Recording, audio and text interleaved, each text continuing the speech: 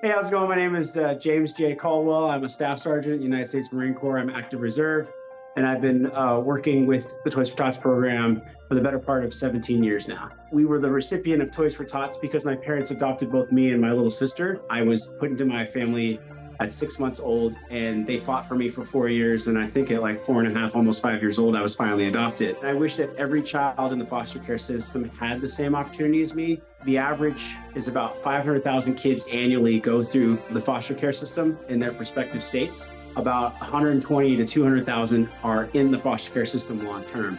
It's not fun. It's very traumatizing. No matter what family you're put with, there's plenty of good foster families out there. It's the fact that you know that you're not with who you're supposed to be with because of bad reasons that can be very damaging to a kid. I've made it a point in my life to really understand those children and to understand those circumstances that they're in, which is why I've tried to be involved as much as possible with not only foster kids, but also kids of families who are less fortunate. Toys for Tots has been an integral part of my career, my entire career, because I am an active reservist. A part of that is every Christmas season, we do Toys for Tots, and we're heavily involved in it. If you're at an I&I duty station, you're going to be doing Toys for Tots. I think my favorite thing about the Marine Corps is the perspective that it's given to me on my life and what I have and what I've been given and the opportunities that I've been given, because it has shown me that it could be the exact opposite. I was a sergeant, I believe, and I was in my dress blue, so I was a door greeter that year for that distribution day. And I handed this young girl, we had a foster group coming through. It was a foster, like a group of kids from foster homes coming through with their foster families. And I handed her a bag of toys. She looked at me, she reaches into her bag and she hands me this, right? And this was like maybe 8 years ago. And she says, "Someone needs to make sure you get a toy too."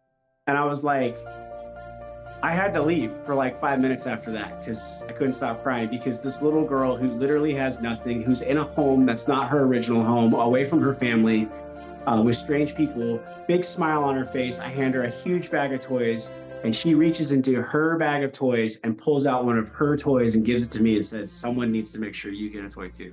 That right there is what sealed the deal for me, and why I have always been a huge advocate for Toys for Tots, and done everything that I could to make the program better and to help wherever duty station I'm at. Everybody goes through life looking for something that will fulfill them. I was given a great opportunity as a kid, so for me to be able to stop where I'm at and turn around and look back and remember where I came from or where I could have been if it weren't for my family, and then look at the other kids that are looking at that same bleak future and say, "No, there's something better. Let me help you, let me show you."